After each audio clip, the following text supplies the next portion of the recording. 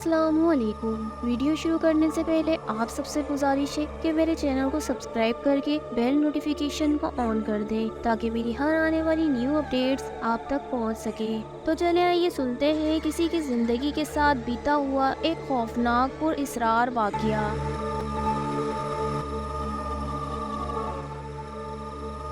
میرا نام عادل ہے اور میں سرگودا کا رہنے والا ہوں۔ یہ واقعہ میرے ساتھ اس وقت پیش آیا جب میں اپنی ڈیوٹی سے رات کو اپنے گھر واپس آ رہا تھا۔ یہ کوئی 11 ساڑھے 11 بجے کا ٹائم تھا۔ اس رات سردی بھی بہت تھی کیونکہ یہ دسمبر کی راتیں تھیں۔ رات ہونے کی وجہ سے مجھے کافی ٹھنڈ لگ رہی تھی اور اس دن ہوا بھی کافی زیادہ تیز چل رہی تھی۔ ٹھنڈی ٹھنڈی ہوا ہونے کی وجہ سے اور سخت سردی ہونے کی وجہ سے میں اپنی بائک کو تھوڑا سلو چلا رہا تھا کیونکہ مجھے ٹھنڈ لگ رہی تھی اور ہوا کی وجہ سے میرے ہاتھ پیر ٹھنڈے ہوئے جا رہے تھے۔ راستے میں مجھے ایک بوڑھے بابا جی دکھے، وہ اپنے شاید گھر کی طرف جا رہے تھے۔ سردی ہونے کی وجہ سے میں نے ان کو لفٹ دینے کا سوچا اور بابا جی کے قریب جا کے اپنی بائک کو روک دیا۔ پھر بابا جی سے کہا، بابا جی سردی بہت ہو رہی ہے، آپ میری بائک پر بیٹھ جائیں، آپ کو جہاں جانا ہے میں چھوڑ دیتا ہوں۔ ان بابا جی نے کہا، نہیں نہیں بیٹا، میرا تھوڑا ہی آگے گھر ہے، میں چلا جاؤں گا۔ سردی کی وجہ سے وہ کافی کانپ بھی رہے تھے۔ مجھے تھوڑا احساس ہوا، میں نے کہا، نہیں بابا جی آپ میری بائک پر بیٹھے،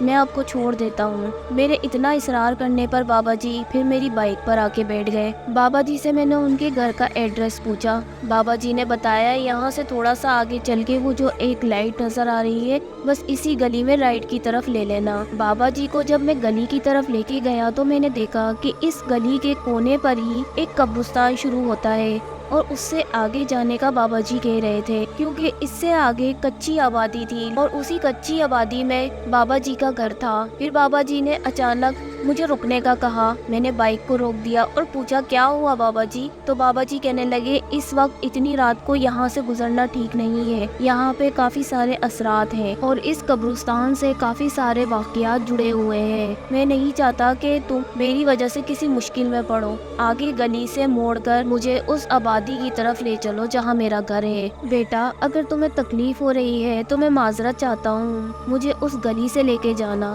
بھلے ہی یہ راستہ تھوڑا لمبا ہو لیکن اس راستے سے جانے سے بہتر ہے۔ اگر تم نہیں جا سکتے تو مجھے یہیں چھوڑ دو، میں خود چلا جاؤں گا، تمہارا بہت بہت شکریہ بیٹا۔ پھر میں نے بابا جی سے کہا، نہیں نہیں ایسی کوئی بات نہیں ہے بابا جی، میں لے چلتا ہوں۔ پھر بابا جی کے کہنے کے مطابق میں ان کے بتائے ہوئے راستے سے ان کی کچی آبادی کی طرف چلا گیا جہاں پر ان کا گھر تھا اور کچی آبادی کے گیٹ پر پہنچ کے بابا جی کو اتار دیا۔ بابا جی نے بائک سے اتر کے مجھ سے کہا کہ بیٹا جہاں سے مجھے لے کر آئے ہو واپس بھی اسی راستے سے جانا، بھولے سے بھی اس راستے سے مت جانا کیونکہ یہ قبرستان کا راستہ اتنی رات کو بہت خطرناک ہے اور یہاں پر بہت سارے ایسے حادثات ہو چکے ہیں جس سے لوگوں کی جانیں بھی جا چکی ہیں۔ بستی کے بہت سے لوگ تو دن میں بھی جانے سے کتراتے ہیں۔ بیٹا یہ بہت خطرناک راستہ ہے، میری بات کو دھیان میں لینا اور قبرستان والے راستے سے بالکل مت جانا۔ میں نے بابا جی کی بات پہ سر ہلایا اور ان کو یقین دلایا کہ میں اس راستے سے نہیں جاؤں گا، میں جہاں سے آپ کو لایا تھا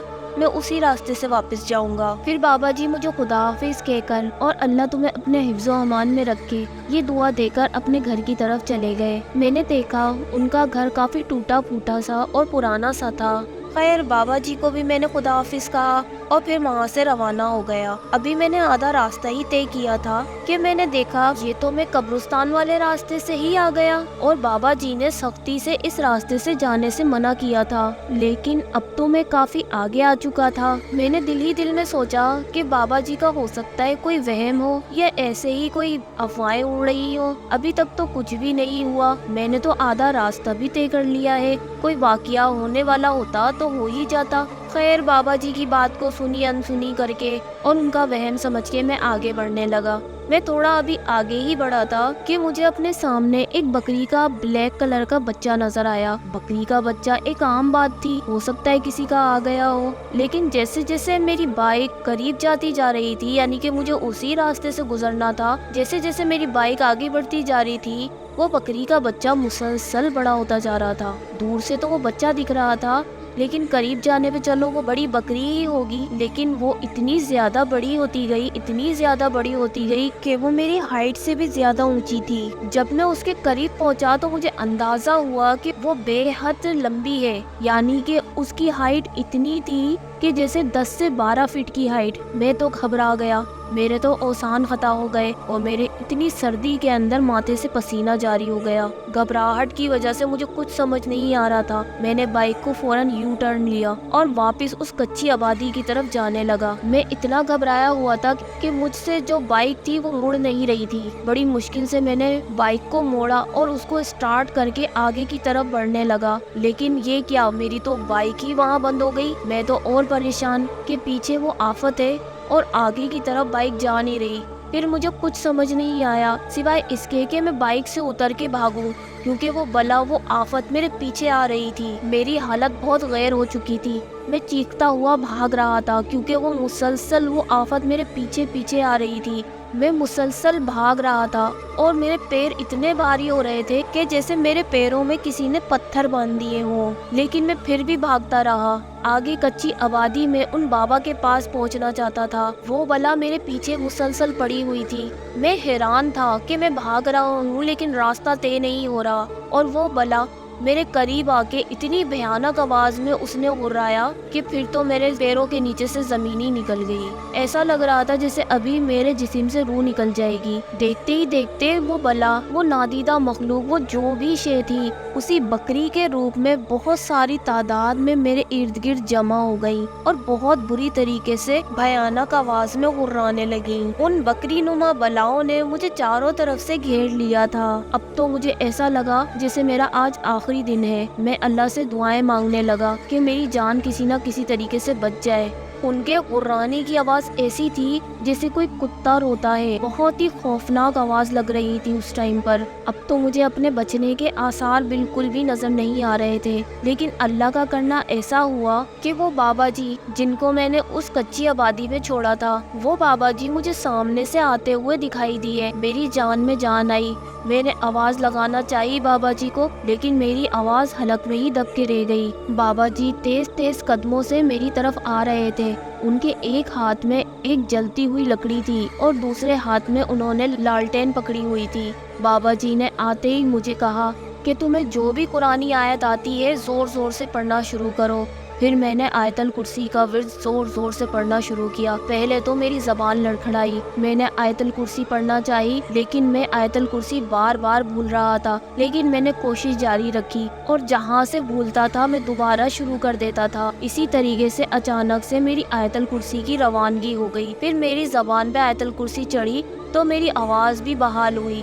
آہستہ آہستہ میں نے دیکھا کہ وہ بلائیں ایک ایک کر کے غائب ہو رہی ہیں۔ پھر بابا جی میرے قریب آئے، پھر میرے ہاتھ میں جلتی ہوئی وہ لکڑی دے کے کہنے لگے کہ اس کو اپنے ہاتھ سے مت چھوڑنا، اور کچھ بھی ہو جائے آیت الکرسی کا ورد نہیں روکنا، ورنہ آج تم نہیں بچ پاؤ گے۔ پھر بابا جی نے بھی قرآنی آیتیں پڑھنا شروع کر دی۔ میں بھی مسلسل زور زور سے آیت الکرسی کا ورد کر رہا تھا اور بابا جی بھی مسلسل کلام الہی کا ورد کر رہے تھے۔ پھر اچانک سے ان کے غرانے کی آوازیں ایک چیخوں میں تبدیل ہو گئیں، وہ بھیانک چیخیں، ایسا لگ رہا تھا کہ میرے تو کان کے پردے پھٹ جائیں گے۔ پھر اچانک سے وہ بکری نما جو بلا تھی سے ایک بہت لمبی سی چڑیل میں تبدیل ہو گئی۔ وہ بہت ہی بھیانک چڑیل تھی، اس کے منہ سے خون بہ رہا تھا اور ہاتھ اتنے لمبے کہ اگر کوئی اڑتا ہوا پرندہ وہ پکڑنا چاہے تو آسانی سے پکڑ سکتی تھی۔ اس کی بڑی بڑی خون خوار آنکھیں، ہمیں دیکھ کے وہ بہت بری طریقے سے چیخ رہی تھی، لیکن وہ ہمارا کچھ نہیں بگاڑ پا رہی تھی۔